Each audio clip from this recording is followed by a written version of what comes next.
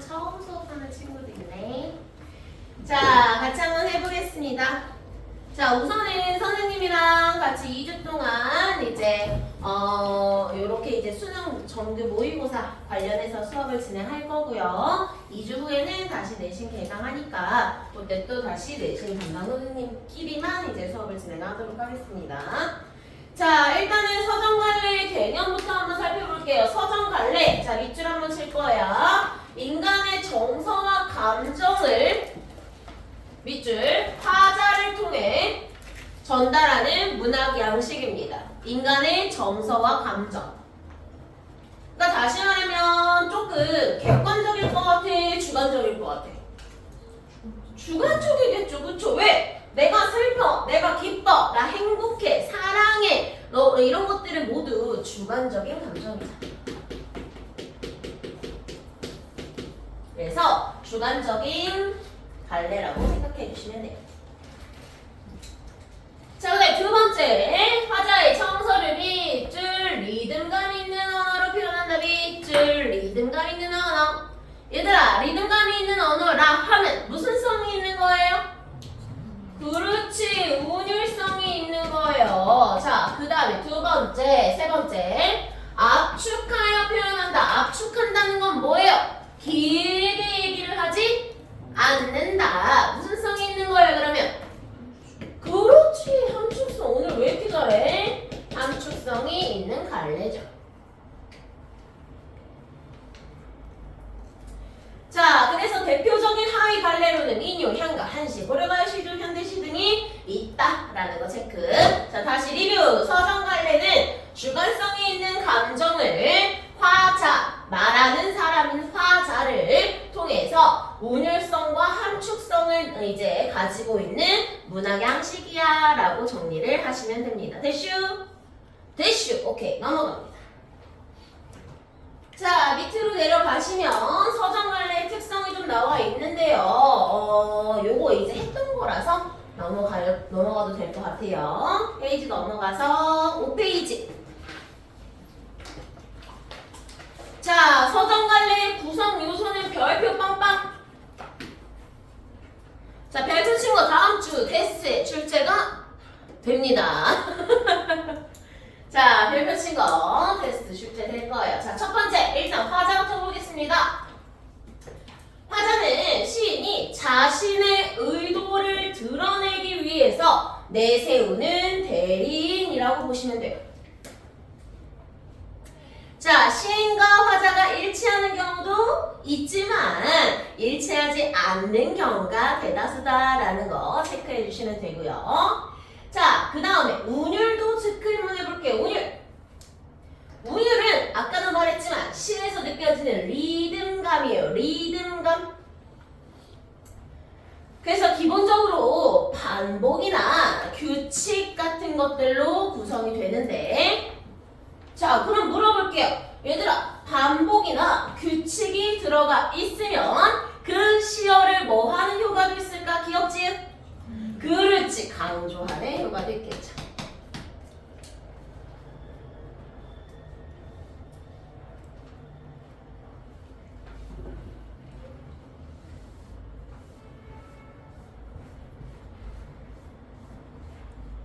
자, 그 다음에 넘어가서 이번에는 심상입니다. 자, 심상. 시를 읽고 마음속에 떠오르는 감각적인 상. 밑줄 치세요. 감각적인 상. 감각? 감각? 감각이라는 건 뭐예요? 우리 5가지 감각이 있었잖아요. 자, 불러볼까요? 눈으로 보는 거 무슨 감각? 시각. 자, 무슨 소리지? 청각. 이게 무슨 냄새야? 후각. 그 다음에 맛있다. 미각. 마지막 딱딱하다. 촉각. 자, 그래서 시청후 미촉이 있고요. 자, 플러스. 자, 감각을 실제로 느끼는 감각을 2가지 이상 나열한 것. 실제로 느끼는 감각을 나열한 것. 비읍. 복합. 그렇지, 복합적 감각.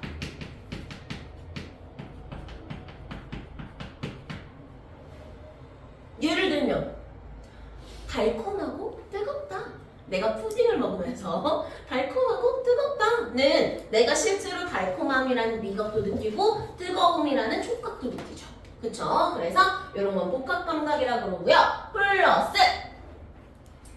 자, 실제로 느낄 수 있는 감각과 실제로 느낄 수 없는 감각을 연결한 것. 그걸 뭐라 그래요? 공감각이라고 해요. 자, 예를 들면 공감각은 아까도 말했지만 실제로 느낄 수 있는 감각, 없는 감각이 나열된 거예요. 그래서 예를 들면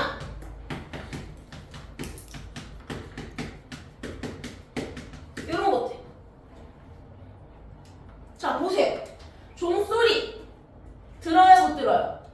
들어요. 그러면 얘는 진짜야. 이거요.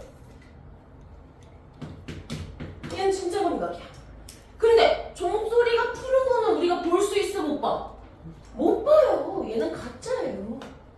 그래서 공감각의 포인트는 느낄 수 있는 감각과 느낄 수 없는 감각이 들어가서 느낄 수 없는 감각화했다라고 얘기를 해주는 거예요. 그래서 우리는 얘를 진짜 감각의 가짜 감각화라고 얘기하는 거예요. 진짜 감각의 가짜 감각화.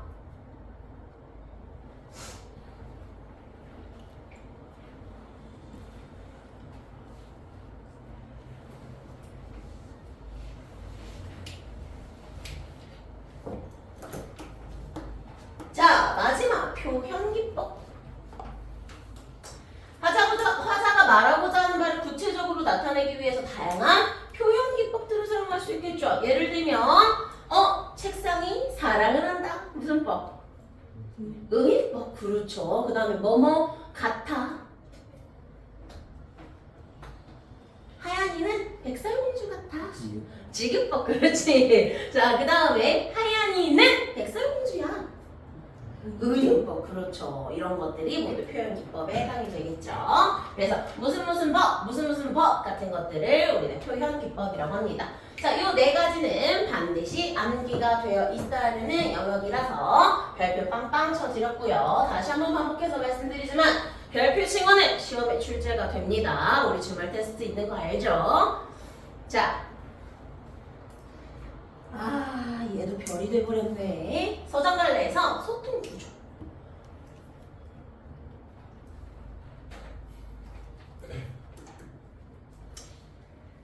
첫 시험 치른 기분이 어때요?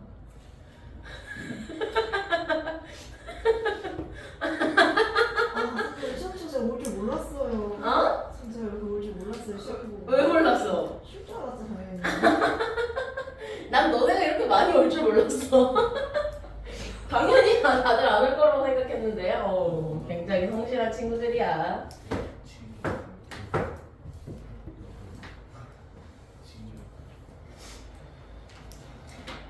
태인이는 자랑을 하러 온 거 같고 신나서.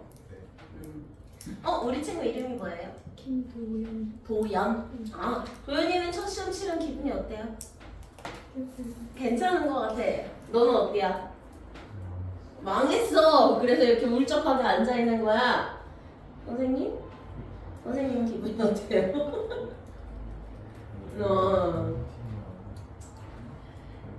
참 이렇게 또 고되게 또 프로젝트 하나를 또 하고. 명환이 기분이 어때요? 역시 공부는 저랑 안 맞아요. 역시 공부는 저랑 안 맞아요. 공부는 너랑 안 맞아? 그럼 뭐가 맞아? 운동. 운동은 맞아? 다행이다. 근데 사실 이건 나도 그렇게 생각해. 공부가 되게 중요한 시기인 건 맞는데 안 맞을 수도 있지. 그치? 그래서 맞는 걸 또 찾아 나가는 것도 중요하다고 생각해요. 그래서 만약에 내가 공부를 해야 되는 건 맞아. 왜냐면 공부를 하면서 이 시기 때만 얻을 수 있는 어떤 이제 정서적 발달이라거나 신경 발달이라거나 이런 것들이 공부에서만 얻어지는 것들이 있거든요. 그래서 공부를 어느 정도 해야 되는 건 맞지만 사실 내가 진로를 꼭 반드시 공부로 가야 된다는 건 아니잖아. 그치? 저도 이제 예전에도 말씀드렸지만 저는 원래 예체능이었다고 그랬잖아요. 근데 사고만 아니었어도 이제 마음 계속 예체능으로 갔을 거야. 근데 사고가 나버려가지고 어쩔 수 없이 나도 공부를 한 케이스거든요. 저는 원래 가야금 했어요. 가야금 했었다 말했잖아. 그래서 가야금 원래 계속 그쪽으로만 가다가 이제 중학교 2학년 때부터 공부를 해가지고 어쩌다 보니 국어학을 전공하게 되고 어쩌다 보니 선생님을 하고 있는데 내가 만약에 그때 그 오토바이 사고가 아니었다면 나는 계속 뭔가 어디에서 연주를 하고 있었겠지. 그래서 공부를 해야 되는 시기에 해야 하는 건 맞는데 반드시 그걸 통해서 막 진로를 무조건 공부로 가야 된다! 이건 좀 아니라고 생각해요. 물론 최선을 다하는 건 맞지만. 자, 어찌하였든 자 계속해서 또 진행을 해봅시다. 소통 구조. 자, 문학 작품을 기준으로 해서 여러 가지 소통의 구조가 있어요. 자, 별표 빵빵.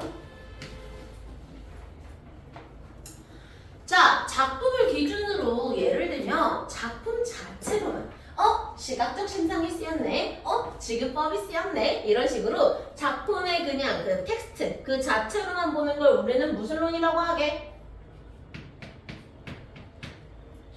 그렇지, 절대론적 관점이라고 하고요. 다른 말로 내재적이다 라고 얘기해요.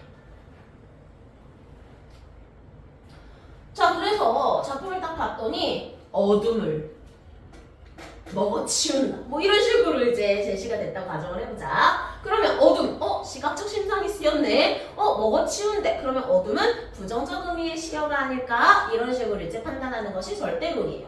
자, 근데 작품을 현실, 그 작품이 쓰인 현실을 넣어서 해석하는 방향이 있어. 예를 들면 너네가 작품이 쓰인 시대적 배경을 봤더니 1930년대야. 자, 1930년대 무슨 기죠? 일제강점기예요. 일제강점기에 부정적 의미로 쓰인 어둠, 뭘 상징하겠어요? 일본을 상징하겠죠. 자, 그거를 우리는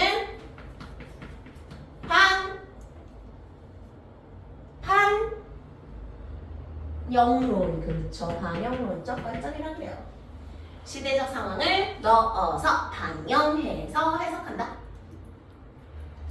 자, 이번에는 시인의 삶을 넣어서 해석하는 거.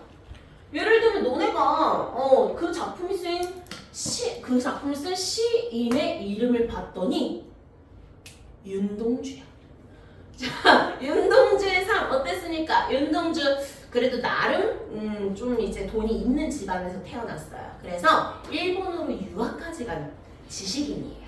근데 일본에서 유학 중에 강제로 창씨개명을 해야 하는 그런 상황에 놓였고, 창씨개명을 당하고 일본에서 이제 조선인으로서의 어떤 이제 억압이나 압박을 받으면서 그렇게 시 공부를 하다가 결국 어떤 이제 의료와 관련된 어떤 의료 사고, 실험을 당하셨죠.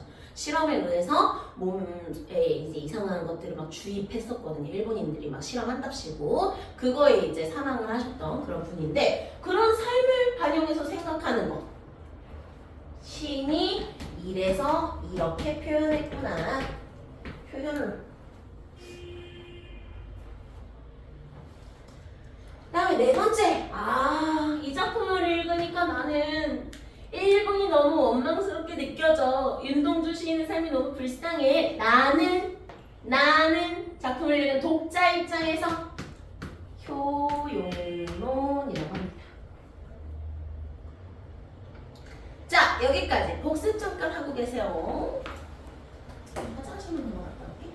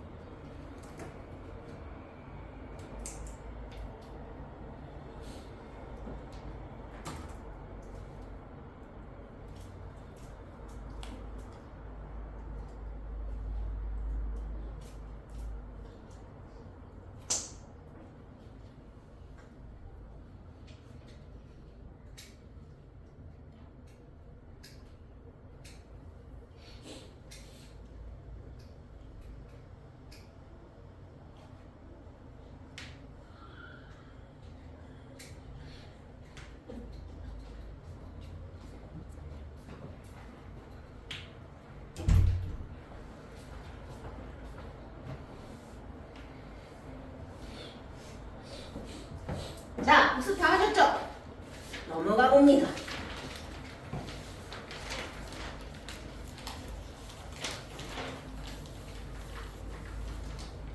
자, 포인트만 좀 잡으면서 이 부분은 빠르게 좀 넘어가 보도록 하겠습니다. 정서! 사람의 마음에서 일어나는 여러 가지 감정 같은 것들을 가리키는 말이죠. 예를 들면 서러워졌다.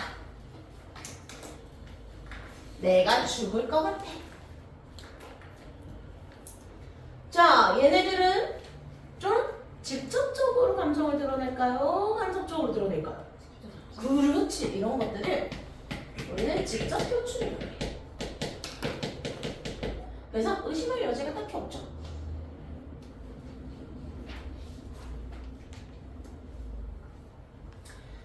자, 근데 세 번째 문장을 좀 잘 볼게요. 얼음장 해놓으신 듯 손발은 식어갈 듯 입술은 심장의 영원한 정지를 가리켰다. 자, 정서가 드러나야 안 드러나요? 정서가 안 드러나죠. 이런 걸 우리는 정서가 좀 뭐 되어 있다. 낮아. 정서가 정제되어 있다. 절제되어 있다. 정서가 함축되어 있다. 이런 식으로 표현을 합니다. 그래서 이 부분에서는 우리가 좀 담담한 어조로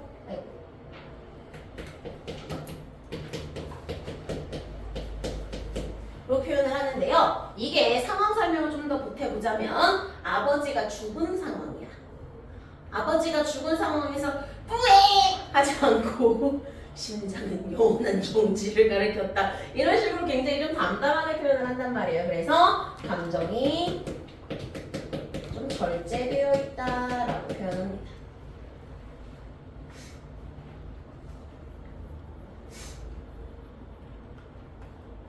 자, 이런 것들을 정서. 근데 얘들아, 우리가 상황 설명을 들었으니까 이제 이해가 되지.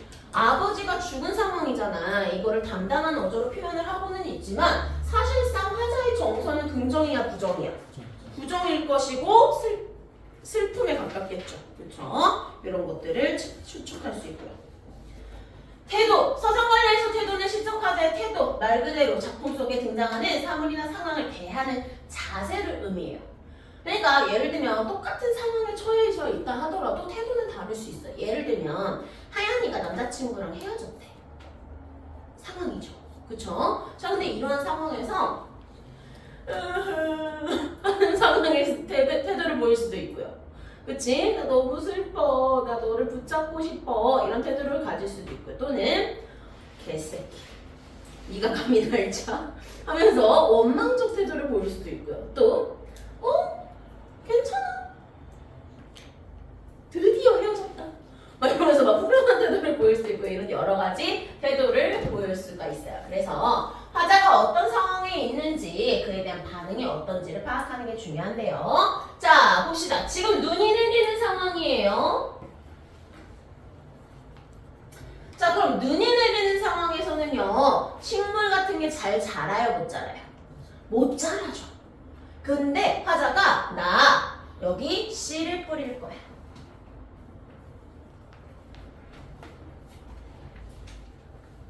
자, 그러면 씨앗을 뿌려 놓습니다. 그러면 눈이 그치고 봄이 오면 이 씨앗이 피어나겠죠.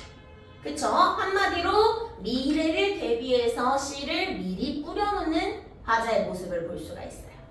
이해되나요? 상황명이랑 이해돼요? 자, 조금 더 이제 부연 설명을 해보자면, 작가 이름이 이육사네요. 이육사는 어느 시대 사람이에요? 일제강점기 사람이에요. 자, 그러면 눈이 내린다는 건 긍정일까요? 부정일까요? 부정이겠죠. 좀 더 정확하게는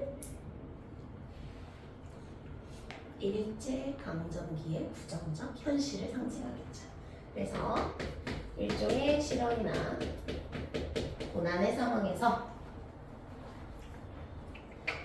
씨를 뿌린다는 것은 나 포기하지 않을 거야. 의지적 태도죠.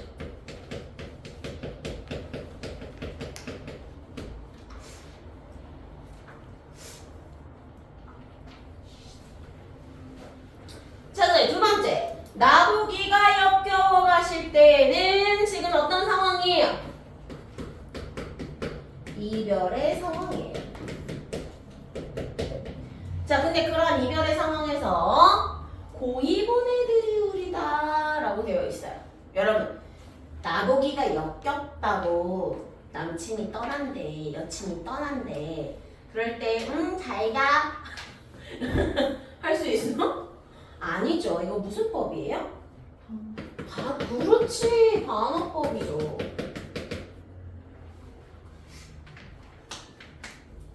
그래서 이런 식의 표현들을 체크해 주시면 되고요. 세 번째 건 넘어가고. 자, 7페이지 보겠습니다.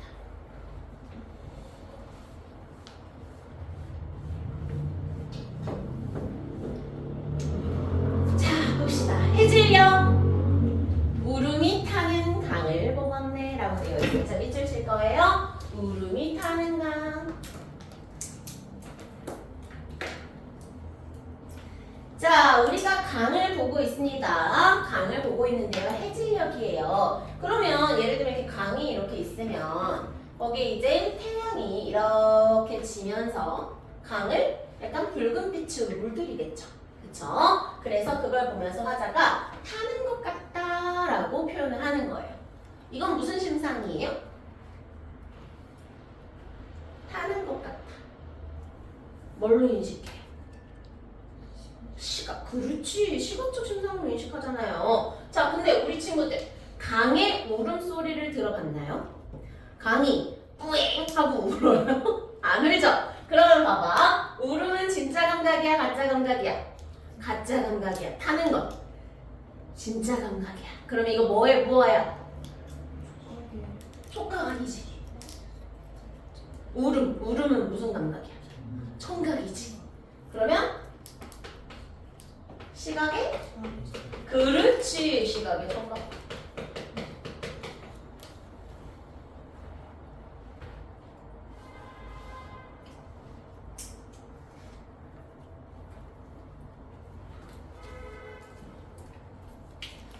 그 다음에 금으로 타는 태양의 즐거운 울림이라고 되어 있습니다. 태양의 즐거운 울림.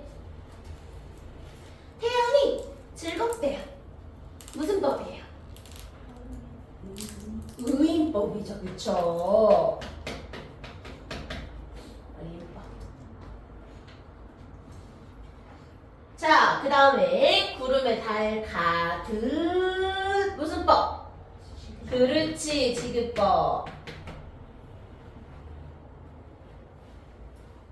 이때 건 넘어가고요. 지상 전개 방식으로 내려가겠습니다. 자, 봅시다. 밤마다 나는 벌벌 떨면서 아버지 가랑이 사이로 시린발을 밀어넣고 그 가슴팍에 벌레처럼 파고들어 얼굴을 묻은 채 겨우 잠이 들곤 했었지요. 두 줄. 요즘도 추운 밤이면 곁에서 잠든 아이들이 이불깃을 덮어주며 늘 그런 추억으로 마음이 아프고. 자, 봐봐. 위에 두 줄은 시간이 언제예요? 밤이에요. 과거야, 현재야, 미래야? 그렇죠. 과거예요. 잘했어요. 자, 근데 요즘도 이 부분은 현재가 되겠죠? 자, 그럼 봐봐. 현재에서 과거를 히읗시옷 회상하는 방식이구나 라는 거 파악할 수 있고요.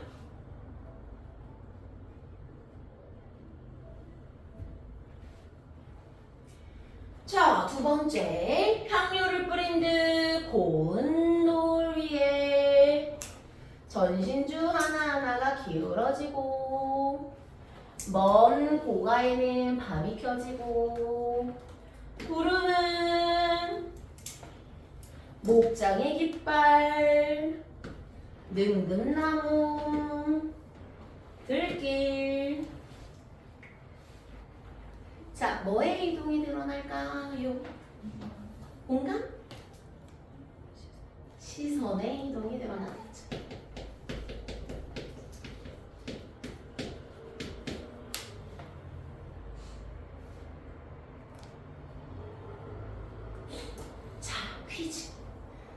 번째 거. 시상 전개 방식이 뭘까요? 자, 10, 9, 8, 7, 6, 5, 4, 3, 2, 1. 정답은요? 도전해보세요. 뭐 것 같아, 명환아?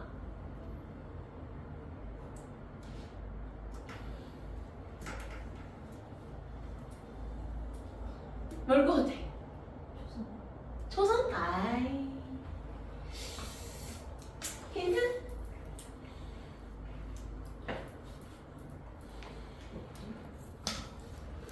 아, 그렇구나. 맞았어요. 자, 그러나를 기준으로 해서 시상이 전환된다 라는 걸 체크. 홍차를 몇 번을 마시는 거야? 너무 많이 말아가지고. 계속 마시더라고. 목이 말랐어. 잘했습니다. 넘어가 봅니다. 자, 기출로 연습을 한번 해보도록 하겠습니다. 10번 문제, 10페이지에 3번 문제 잠깐 보자. 3번 문제가 소수령이라서 보기만 보시고 문제는 풀지 마세요. 보기는 확인을 해야 돼. 알지? 보기 꼭 읽어보세요. 자, 문풀 시작.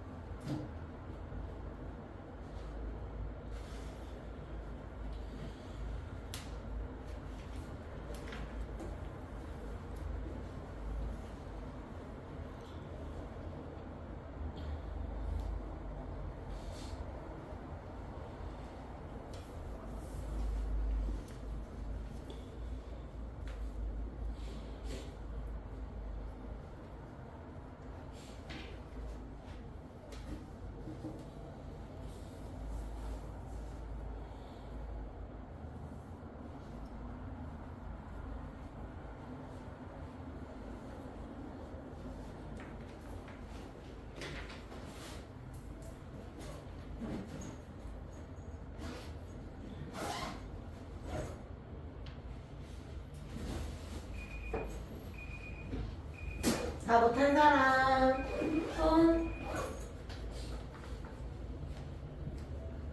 정리 시간 드릴게요.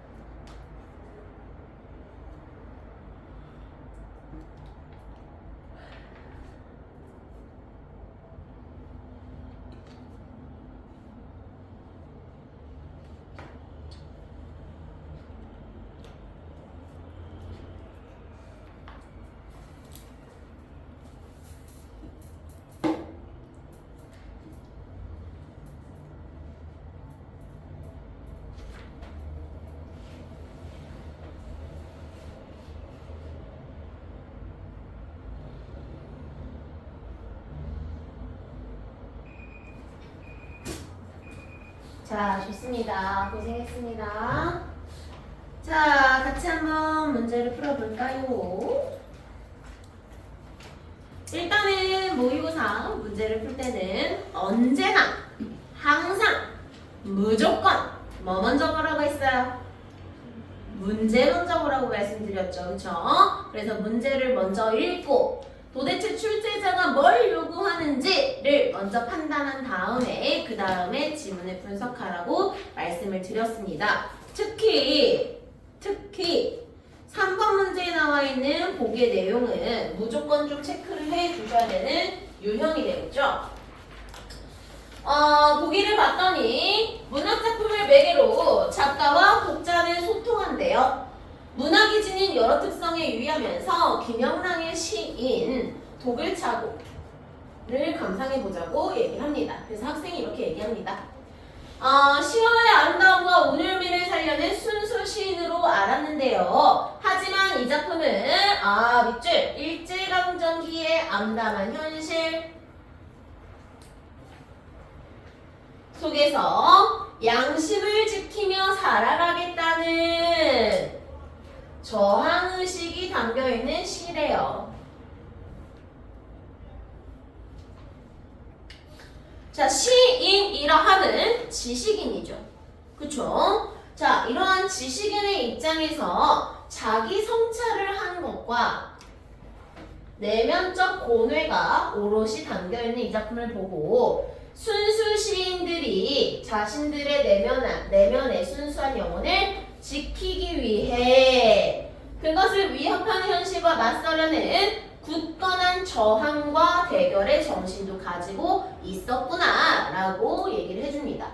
자, 여기에서의 키워드는 두 가지가 되겠죠. 일제강점기 그리고 플러스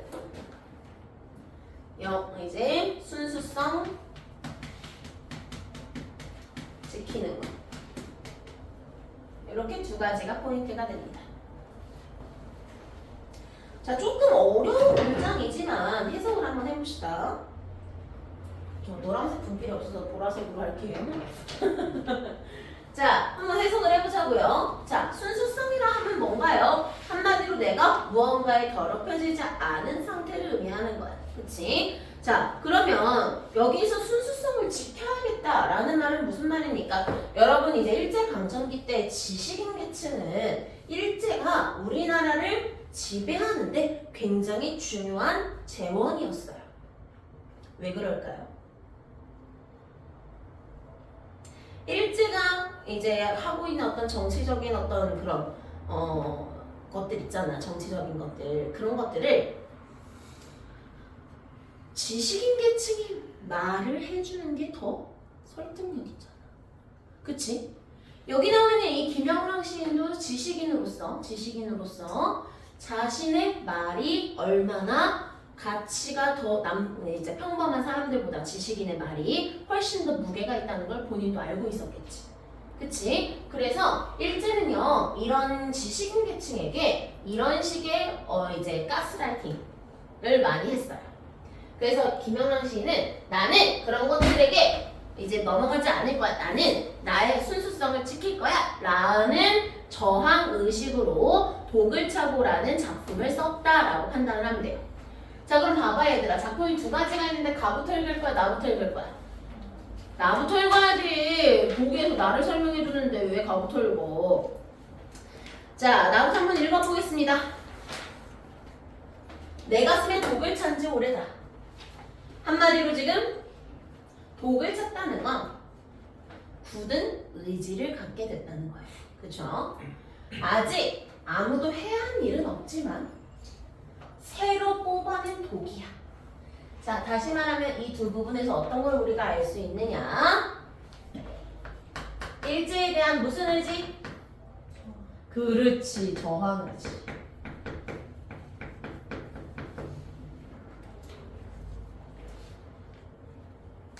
영하나 뭐해? 손톱 뜯니? 자, 벗이라는 존재가 나왔는데 벗은 이제 친구죠. 자, 친구가 야, 그 무서운 독 그만 흩어버려 라고 얘기하면 돼. 독을 흩어버린다는 건 저항의지를 흩어버린다는 말이잖아. 그러니까 다시 말하면 여기에서 우리는 어떤 걸 할 수 있냐면 벗의 충문데요. 현실에 뭐 해? 그렇지. 현실에 타협해. 현실에 순응하면서 살아.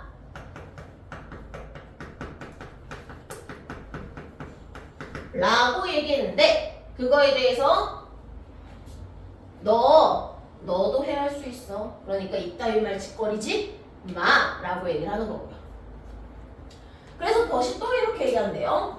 야, 독 안 차고 살아도, 그러니까 일제에 대한 저항의지 없이 살아도 멀지 않아서 너, 나 갈 거야. 죽을 거야. 그러니까 누억 천만 세대가 오랜 세월이 잠자코 그냥 흘러가 버릴 거야. 그리고 나중에 땅이 모자라져서 모래알이 돼버릴 거야. 허무하지. 독은 쳐서 무엇해? 라고 했대요.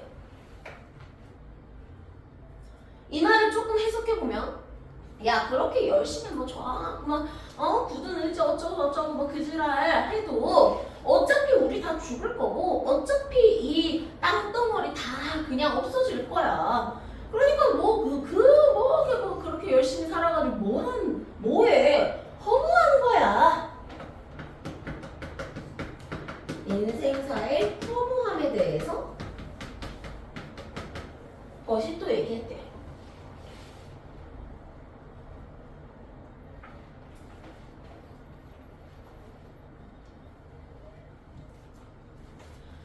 그랬더니 내 세상에 태어났음을 원망 안 하고 보낸 어느 하루가 있었던가. 허무하지. 하지만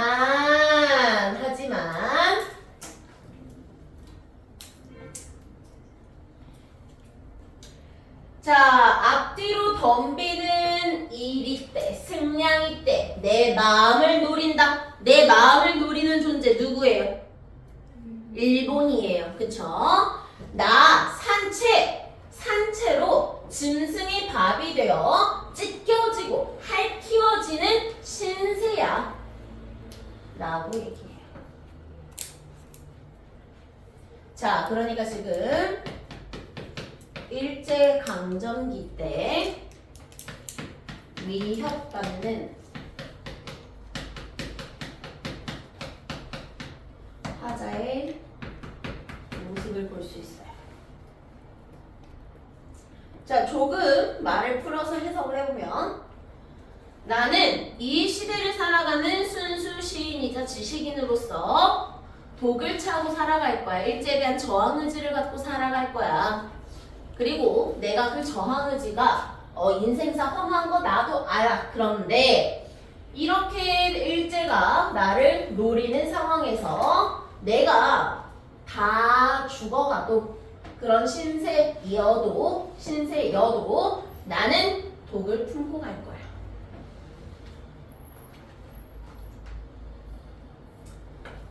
막은 날, 죽는 날, 나는 죽는 날까지 나의 깨끗한 마음을 지킬 거야 라고 얘기하는 작품이죠. 자, 그러니까 다시 말하면 자신의 어떤 순수성, 이제 의지적 태도를 볼 수가 있고요. 난 내 마음을 지킬 거야. 사실 되게 좀 어렵게 쓰여 있긴 하지만 내용은 되게 단순하죠. 나 굴복하지 않을 거야 라는 식의 문장입니다. 마지막 이 두 줄에서 알 수 있는 표현 방식 뭐 찾을 거 없나요?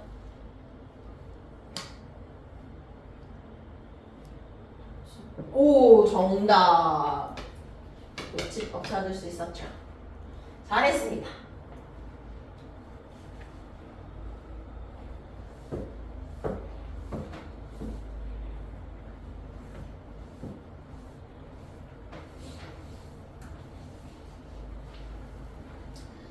자, 첫 번째 작품도 같이 한번 좀 볼게요. 첫 번째 작품은 사실 얘도 좀 어려운 작품이긴 한데 되게 유명한 작품이라서 자, 이 작품의 배경 설명을 좀 해볼게요.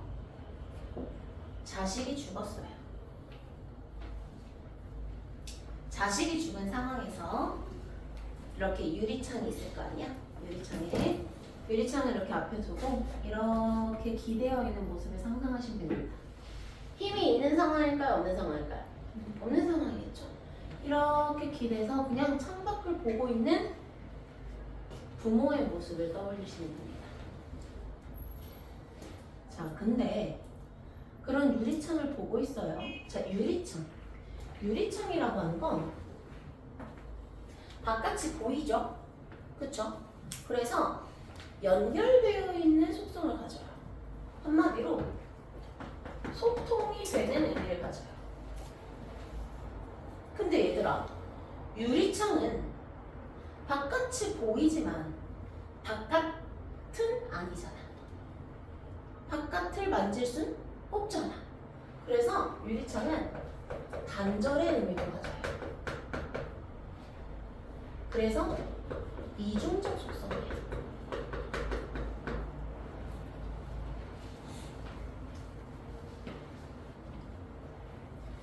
자, 그래서 어쨌든 화자가 지금 유리창을 보면서 이렇게 힘없이 이제 털썩 앉아서 창밖을 보고 있습니다.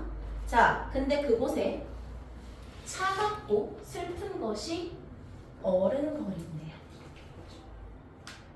화자가 지금 보고 싶은 건 누구죠? 자식이에요. 죽은 자식. 실제야? 실제가 아니야? 실제가 아니야. 죽은 자식의 환영이야, 환영. 말이 안 되는 거 알아요.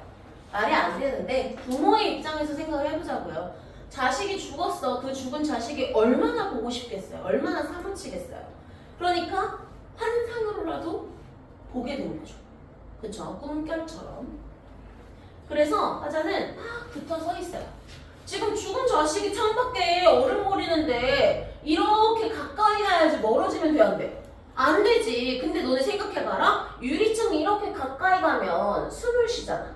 숨을 쉬면 여기에 입김이 서렸다가 입김이 없어졌다가 입김이 서렸다가 입김이 없어지잖아. 그래서 입김을 흐리운대요. 그리고 길들은 양 언 날개를 파닥거리네. 입김이 들어갔다가 빠졌다. 들어갔다 빠지는 거를 날개를 파닥거리는 것 같아요. 자, 지우고 보고 지우고 본대요.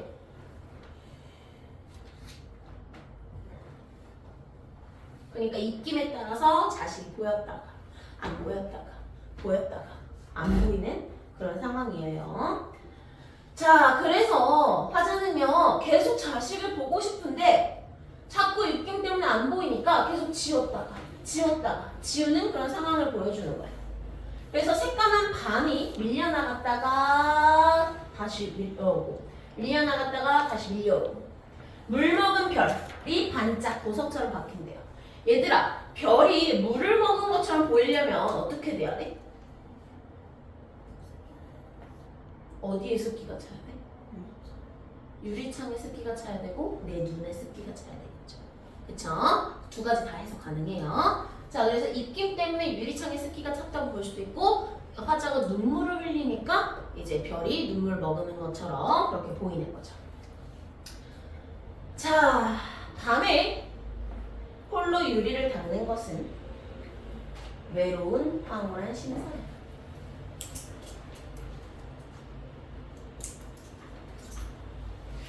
죽은 자식을 보잖아요. 황홀하죠. 하지만 죽은 자식을 만지거나 같이 진짜 함께 할 수 없잖아요. 외로워요. 외로우는 마이너스고 황홀한은 플러스잖아요.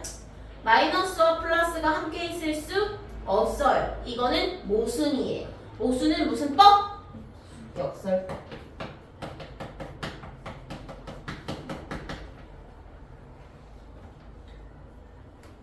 고운 폐혈관이 찢어진 채로, 그러니까 폐병으로 자식이 죽었거든요. 아, 올릴게요. 잠깐 안 보이니까. 아, 너는 산새처럼 날아갔구나 라고 되어 있습니다. 자, 아 무슨 사? 그렇지, 감탄사. 구나 무슨 어미? 감탄형 어미.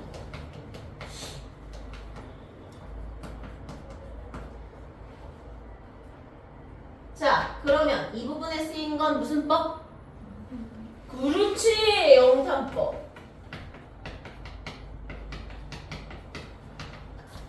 자, 윗부분에서는 감정적 단어가 많이 나오진 않아요.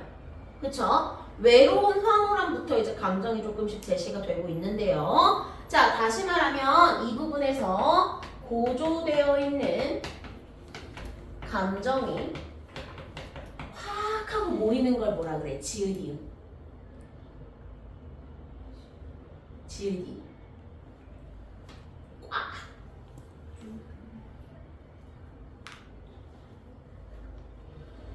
집약된다 그래요. 집약된다. 대슈. 네, 좋습니다. 잘했습니다. 자, 넘어가서 1번 문제. 1번 문제 답은 좀 뚜렷하게 나오나요? 답은 3번입니다. 자, 물먹은 별의 반자, 보석처럼 바뀐다 라는 표현에서 초월적 존재를 접하면서 화자가 느끼는 경이로움 뭐예요? 와우가 경이로움이잖아. 그치? 자, 이런 경이로움보다는 슬픔이죠, 슬픔.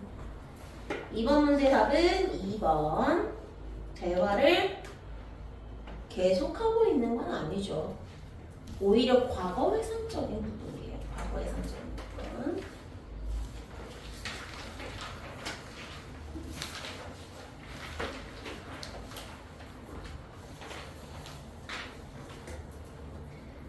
자, 넘어가서 12페이지입니다.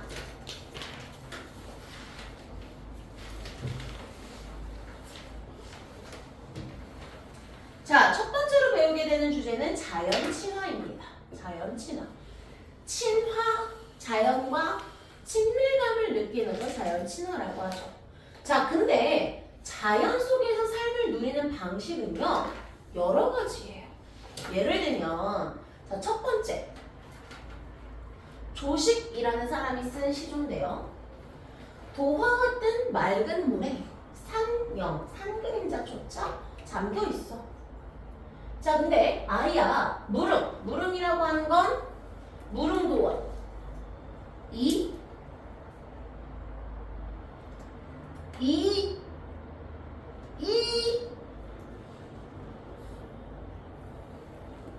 상향. 그쵸? 자, 이상향. 이상세계예요. 자, 근데 그 이상세계가 어디냐? 나는 여긴 것 같아 라고 얘기합니다. 그러니까 다시 말하면 지금 자신이 머물고 있는 이 자연 속에서 만족감을 느끼고 있죠.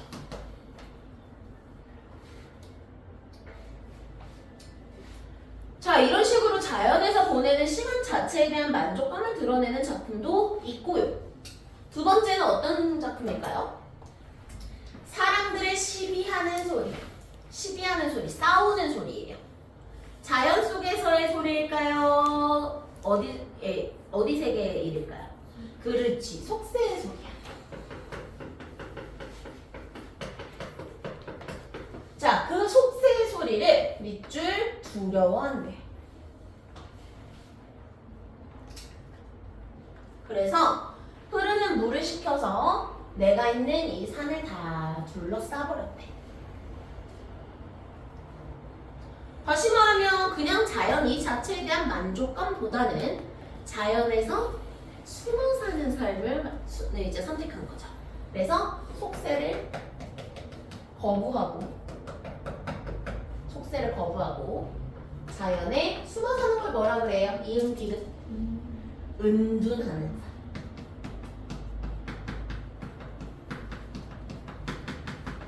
자연에서 은둔하는 삶을 드러냅니다.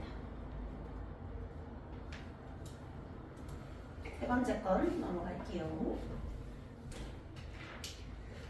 자, 그 다음에 두 번째 주제는 부정적인 현실을 풍자하는 작품도 있습니다. 시적 화전은요, 백성을 착취하는 권력자의 모순이 가득한 현실 세태를 바라보면서 이거를 풍자, 비판하기도 하죠. 풍자는 다른 대상에 빗대서 표현하거나 인물의 잘못된 태도를 꼬집는 등 다양한 방식으로 드러납니다. 자, 참새야! 참새야! 어디서 오가며 나느냐? 1년 농사는 아랑곳하지 않고 늙은 호라비가 홀로 갈고 맨 밭에 벼와 기장을 다 없애다니 라고 되어 있습니다. 그러니까 늙은 호라비는 가난한 농민이겠죠. 가난한 농민, 가난한 농부. 근데 그 존재가 열심히 일궈놓은 밭에 벼 기장을 다 참새가 먹어치운 거예요. 이거 참새 꾀꾀. 그렇죠. 탐관오리. 자, 탐관오리의 스타를 보여줍니다.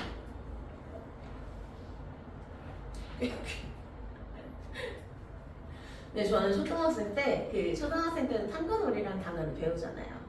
근데 나 초등학생 때 나는 탐관오리가 진짜 오리의 종류인 줄 알았어. 그래서 무슨 오리가 되게 궁금했어. 왜냐면 청둥오리 막 이런 거 배우잖아요. 근데 진짜 오리의 종류인 줄 알았어. 물론 지금은 아니에요. 내가 꾀꾀이라고 하긴 하지만. 자, 그 다음에 세 번째 주제는 어떤 게 있을까요? 자연물을 통한 깨달음이래요. 화전은 자연물에 대해서 다양한 반응을 보입니다. 가장 많이 보이는 반응은 자연물의 속성으로 자연물을 예찬하는 태도인데요. 화자는 자연물로부터 인간의 덕성을 유추함으로써 밑줄 유교적인 이념을 강조해요. 유교적 이념 강조. 대부분의 고전 시가에서 두드러지게 나타나는 인간의 덕성은 지조와 절개죠. 지조와 절개가 상징물인 자연물 뭐 있어요? 들나무, 또 소나무, 또 매화, 그리고 국화 이런 것들. 자, 여기 이 작품이 그거잖아요. 국화야! 너는 너의 3월 동풍 다 지내고 남북 한천에 너 홀로 피는구나. 아마도 오상고절, 절이 절개할 때 절자예요. 너뿐인가 하노라 라고 되어 있습니다. 국화의 지조를 예찬하는 내용입니다.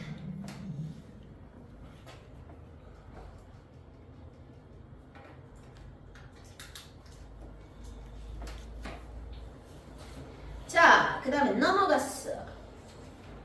이별의 정한. 고전 시가에서는요, 이별이라는 이제 소재를 가지고 굉장히 많은 작품들이 쓰이는데요. 자, 밑줄 치세요. 임은 연인일 수도 있고요, 임금일 수도 있습니다.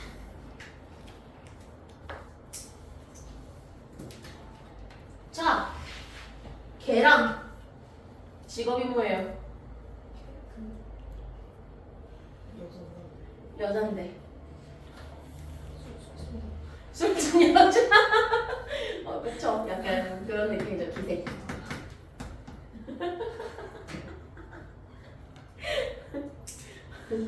오, 굉장한 표현이었어. 자, 정철. 정철을. 양반 사대부죠.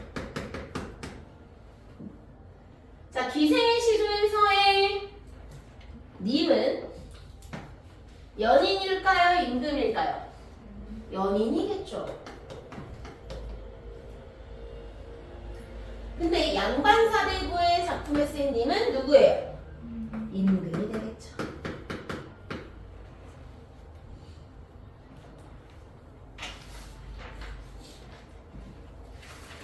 자, 넘어가서 마지막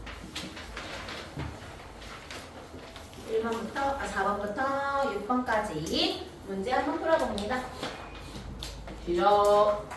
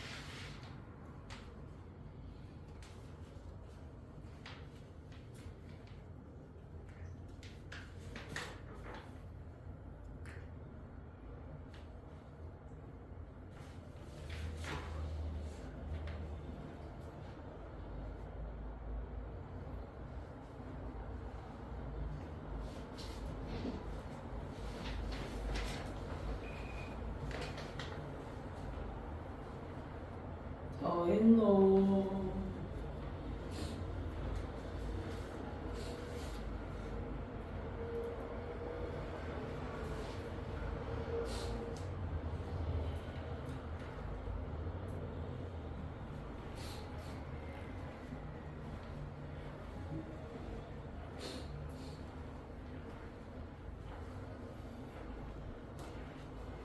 영환이 다 했니?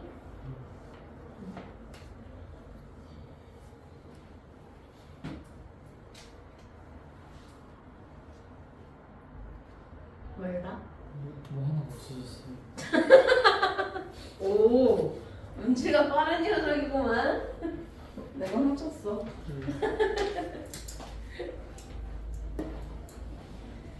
자, 예쁜이들 같이 한번 봅시다.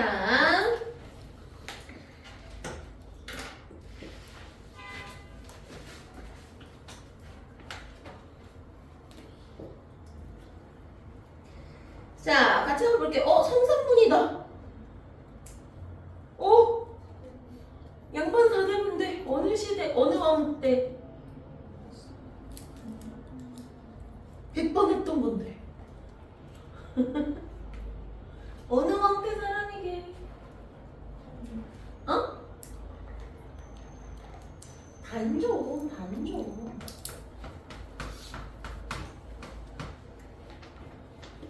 성산문 하면 단종. 딱 떠올려야 돼요. 성산문 단종. 성단.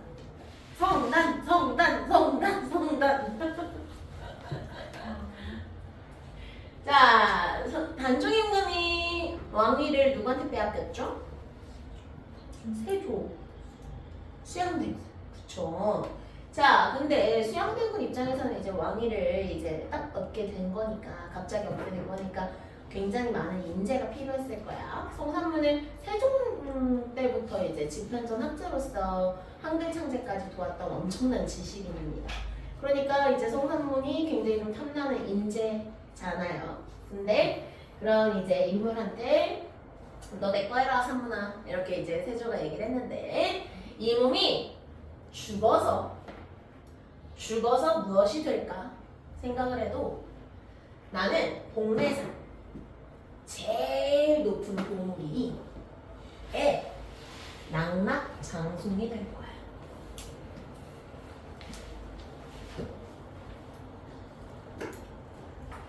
낙낙장송, 송이 뭐예요? 소나무, 그렇죠. 그러니까 나는 소나무가 될 거야. 소나무는 뭐의 상징이에요? 지조절개의 상징이에요.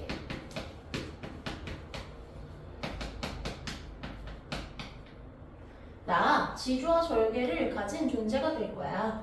그래서 야 수양대군 너 같은 눈이 아무리 소나무인 나에게 시련과 고난으로 온 세상을 뒤덮어도 나는 홀로 푸르를 거야 라고 얘기합니다. 그러니까 지조와 절개를 어떻게 하겠다? 지키겠다. 지조와 절개를 지킬 거야! 라는 걸 다짐하고 있는 작품입니다.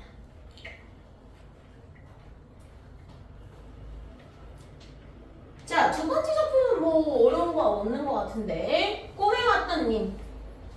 꿈에왔던 님에다가 체크 하나 해주시고요. 꿈에왔던 님. 깨어보니 간 데가 없구나. 탐탐이 괴던 사람 날 버리고 어딜 갔는가. 꿈속이 허사라 반정. 허사라고 하더라도 자주 뵈게 하여라. 자주 보게 하여라 라고 되어 있어요. 그러니까 꿈에서라도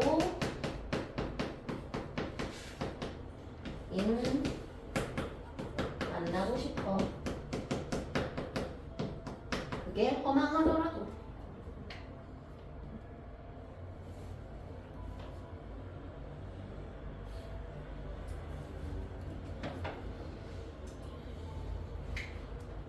자, 그 다음에 세 번째 작품 창내고적. 자, 창이 창문이에요. 창문을 내고 싶어. 창문을 내고 싶어. 내 가슴에 창문을 내고 싶어. 실제로 가슴에 창문을 만들 수 있어? 없어? 없어요. 근데 그걸 내고 싶대. 굉장히 좀 특이한 발상이죠.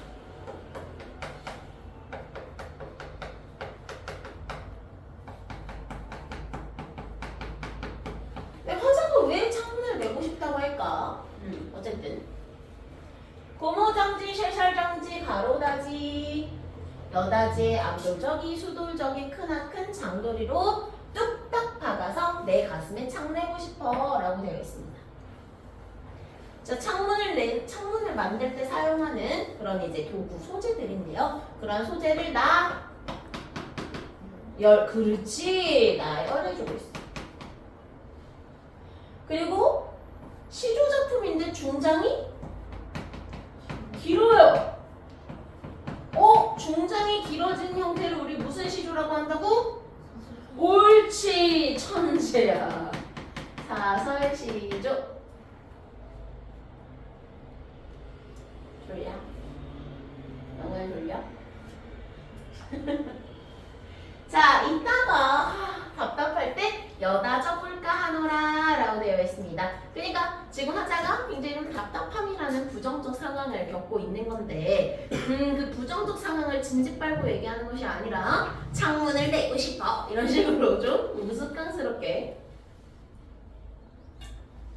표현을 하고 있죠. 자, 문제를 한번 풀어봅시다. 4번 문제 답은 5번입니다. 가해화자는 나 소나무 될 거야!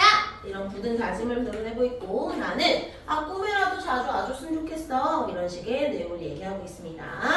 자, 5번 문제는 조금 어려웠을 것 같아요. 이 작품은 배경을 좀 알고 있어야 알 수가 있는데 그러니까 좀 해석하기가 좀 편한데 이 작품은요. 고려 말, 조선 초 이때를 기준으로 이제 생각을 하시면 돼요. 고려는 망한 나라잖아요. 근데 얘들아 고려가 망하고 조선이란 나라가 세워졌는데 고려 입장에서 조선을 세운 사람들은 반역자야. 그치? 자, 그러한 관점에서 해석을 하시면 돼요. 백설이 잦아진 고을에 구름이 먹으래라 라고 되어 있습니다. 구름이 험하구나 라고 해석을 합니다. 험하구나. 그러니까 조선을 건국하는 세력이 위험하다.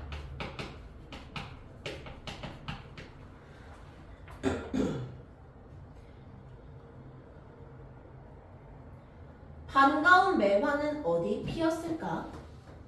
석양에 솔로 서 있어 갈 곳 몰라 하노라 라고 되어 있어요. 그러니까 매화는 뭘 상징한다 그랬지? 지조절개 상징한다 그랬잖아. 근데 그게 어디에 있는지 몰라. 그러니까 고려 충신들이 보이지 않아.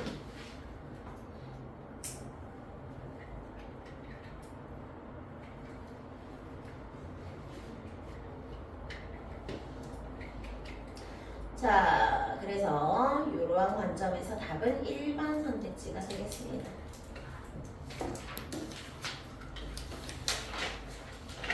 마지막 6번 문제의 답은 3번. 다 맞춘 사람? 굿, 잘했습니다. 오케이, 문학은 여기까지 하도록 할 거고요. 잠깐 쉬었다가 2교시 이어갈게요.